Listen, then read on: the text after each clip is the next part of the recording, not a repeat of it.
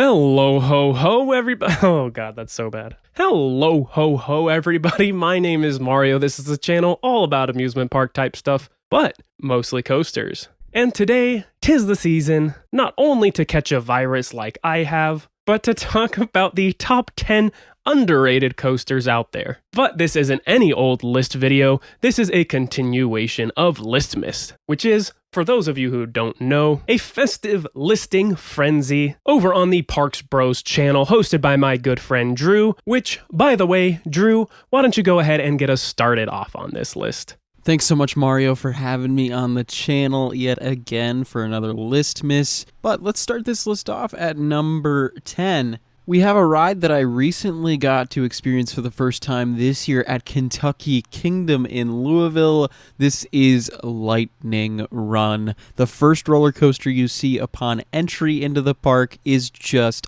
unbelievable in all ways. To me, this roller coaster feels like a baby between Magnum XL 200 and Maverick, both at Cedar Point, and it packs just as much of a punch as both of those rides combined as well. Everything from the ridiculously steep first drop to all the amazing airtime moments and twists and turns, Lightning Run's layout is just near perfection. Add in a really awesome looking color scheme, and I could watch this ride run around its track all day. Why is it on this list, you may ask? Well, it's being overshadowed, at least in my opinion, by another ride at the park, specifically Storm Chaser. And it seems like most people think that Storm Chaser's better all around, but I gotta say, Lightning Run does everything that Storm Chaser does, potentially even better. Alright, at number 9 we're going to make things a little controversial, with my first pick being Anaconda at King's Dominion. Now hear me out. I don't think this coaster is amazing. I completely understand why someone might dislike it, particularly people who are the correct height to get their head completely bashed in by the restraints. But where I think this coaster is underrated is amongst coaster enthusiasts that actually enjoy old aerodynamics looping coasters. While coasters like Viper at Six Flags Magic Mountain and Canyon Blaster at the Adventure Dome also receive many of the same criticisms that Anaconda does amongst folks that enjoy these types of coasters, I don't see Anaconda getting any love or respect. Sure, it does have a very awkward middle portion where you are navigating slow-paced and awkward helices, but the other 2/3 of the ride are very awesome. The first section of the ride, you are diving below water into a couple of forceful and fast-paced inversions, and the finale of the ride is a perfectly slow-placed double helix. I meant slow-paced double corkscrew, but my brain is mashed potatoes, so my bad. That sees you getting fantastic floaty hang time over that water as well. No, this isn't a ride suitable for everybody, and it also isn't the best of its kind, but for those who tend to appreciate similar coasters, I can't help but think that it deserves a little more credit than it gets. At number 8, we're also going to have another aero looping coaster in the corner, as I'm going to be talking about Viper at Six Flags Magic Mountain. So for a lot of the same reasons that Mario mentioned Anaconda as being a little underrated, go to Viper as well. Although Viper is so much bigger, so much faster, and those inversions probably hit a little harder. Viper, while a little rough, just gives one of the best and most intense rides in all of Six Flags Magic Mountain, and I gotta say that's really impressive considering there are 20 different roller coasters at that park now. With the addition of it being on a hillside, this ride feels so much bigger than it actually is, as you'll look down on one of the best views on Magic Mountain possible. That's all before diving straight towards the ground with one of the coolest twisting drops out there, and then vaulting into 3 very powerful vertical loops in a row. There's tons of laterals, positive G-forces, and even a little bit of airtime. And while Viper is more on the side of universally hated throughout the community as well as just regular park guests, I gotta say I absolutely adore it and believe it deserves a little bit more positive recognition. Next, I'm switching things up and heading to a coaster that gets plenty of praise, but still not enough. The Legend at Holiday World. While folks in the coaster community, especially those that particularly appreciate wooden coasters, definitely speak about this coaster in a favorable way, I don't think that it quite gets the credit that it deserves for being on the same level as the Voyage at the same park. But not only is this coaster overshadowed by one that is arguably better, individually I don't think people fully give credit for what Legend is capable of. Legend is a fast-paced and long-duration wooden coaster that excels at maintaining its speed, providing a long ride experience, and providing a great variety of forces. Now, Legend does get lots of praise for those lateral G-forces throwing you to the side, especially in that incredible 9 million degree helix. But nobody ever gives it props for its airtime. It has plenty of pops of floater airtime, but it also has a couple of really shocking ejector moments that I wasn't expecting at all. So while it isn't a secret that the Legend is a great wooden coaster, in my mind it gives the Voyage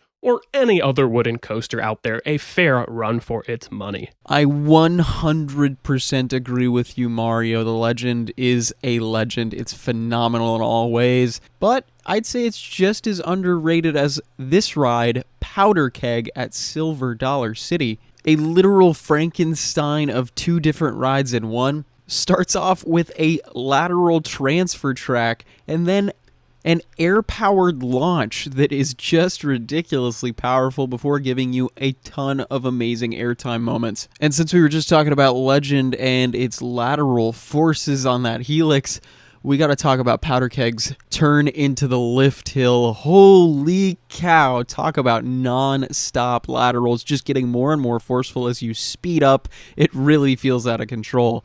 And when the ride is over, at least you think, you'll go down a cool drop with some awesome airtime as a little cherry on top. This ride is weird and quirky, but man, it is so much fun. Mario, let's see what you got. Next, we're going to talk about a coaster that people tend to overlook due to its scale, and that is Manta at SeaWorld San Diego. Now, upon first glance, it is understandable to assume that Manta is just a family coaster and probably doesn't provide the biggest thrills out there. I know that's what I always thought before riding it, and I didn't really hear too many people contradicting that. But once you get a ride on this fantastic mock multi-launched roller coaster, I think you will be pleasantly surprised. While there are certainly a couple of sections that are relatively forceless and mild, a majority of the ride provides relatively sharp transitions, throwing you side to side, as well as a couple of awesome and abrupt airtime moments. This dive under the entrance bridge, for example, provides excellent laterals and airtime, and this moment is one of my favorites and most aggressive, providing a sharp pop of ejector airtime, followed by immediate abrupt laterals, throwing you to the left side of the train. And yes, this ride is still accessible for some of the younger and smaller coaster riders, but I think it's time that people start realizing that Manta is definitely more than capable of providing a high thrill experience. Okay, Manta, I totally agree. I mean, granted, I ride that thing all the time. But let's move from one blue coaster to another, Orion at Kings Island. I know you're probably thinking, a Giga coaster underrated? Yes, 1000%. Just about everyone I've talked to that's been on Orion, at least before this year, seem to think it's maybe at best the third best ride at Kings Island, and the weakest of the 300-foot tall coasters.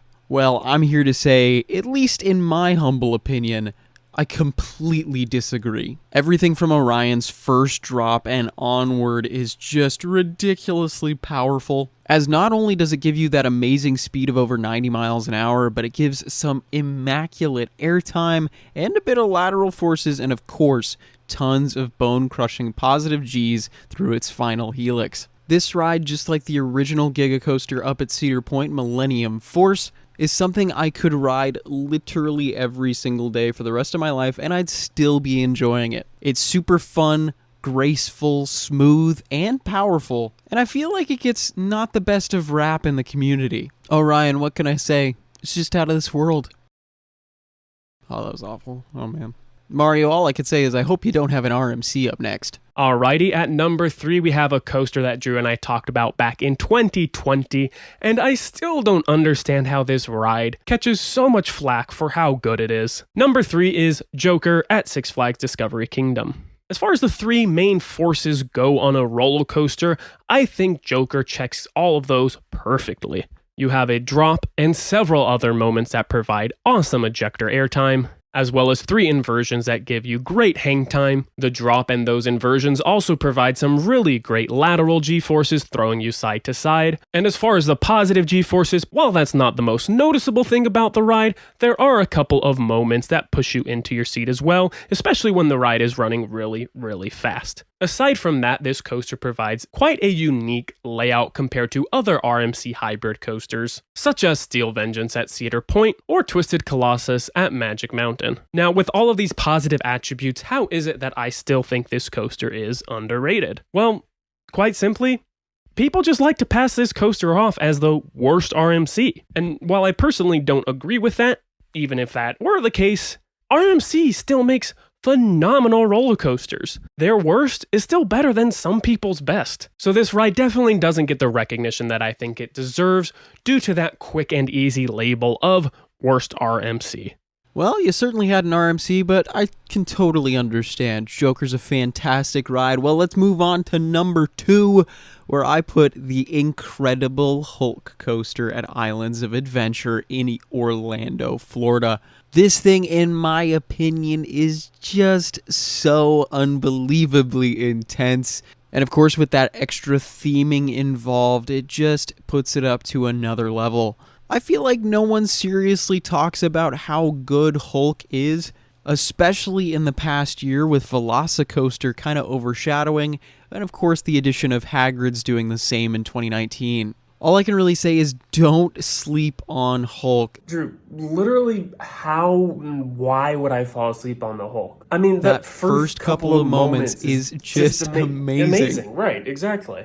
Launching at a vertical incline into a 0G roll and then immediately into the tightest Cobra roll possible, where it ends up making you gray out for 4, 5, maybe even upwards of 10 seconds by the time you get through the vertical loop. Following that, the rest of the layout is pure late 90s B&M goodness, whipping you through every single inversion and giving you a little bit of airtime off that mid-course brake run. The Hulk is another one of these rides that I could just enjoy all day, every day. Well, with a lot of breaks, of course, because it's just that darn intense. And to be honest, it definitely has a rightful place in the top 5 coasters in all of Florida. Mario, I'd like to see you top that with number 1.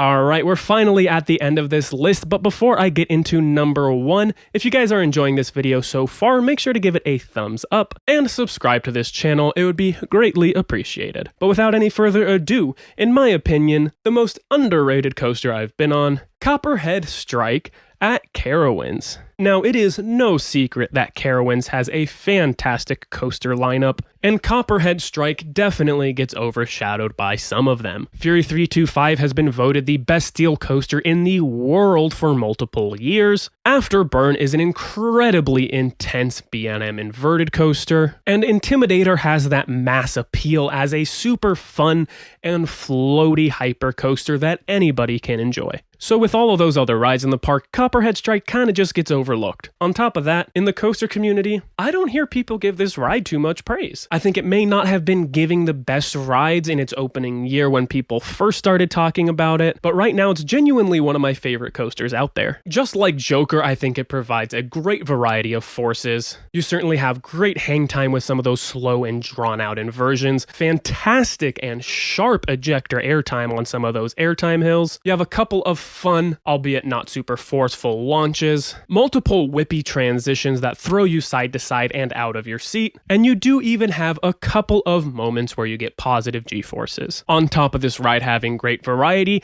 it also has some pretty solid theming as well, and that's another thing that I also think tends to get overlooked because this isn't the best theme coaster in the world, but all of these things together make it a phenomenal ride. So while yes, you may book a trip out to Carowinds for the sole purpose of riding Fury 325, don't forget to head to the back of the park and check out Copperhead Strike because it is well worth riding a time or 2 or 3 or 4 or 5 or 6 or however many times I rode it because I had an absolute blast and I think it deserves a little more love. But that's gonna do it for this one. Drew, you got anything to say before we head out? If you enjoyed hearing this underrated coasters list, make sure to come over to my channel, Parks Bros, and join us for the exact opposite. We're going to be talking about overrated coasters on my channel. And of course, we have Listmas going all the way through the end of the month, counting down our top 10s in coasters and parks. So make sure to subscribe. And I just wanted to say a huge thanks to Mario for having me on. And if you haven't subscribed to Mario yet, make sure to do so. Speaking of underrated, this channel definitely is. All right, sweet. Merry Listmas to all, and to all a good night, or morning, or mid-afternoon, whenever you're watching this. Okay, bye.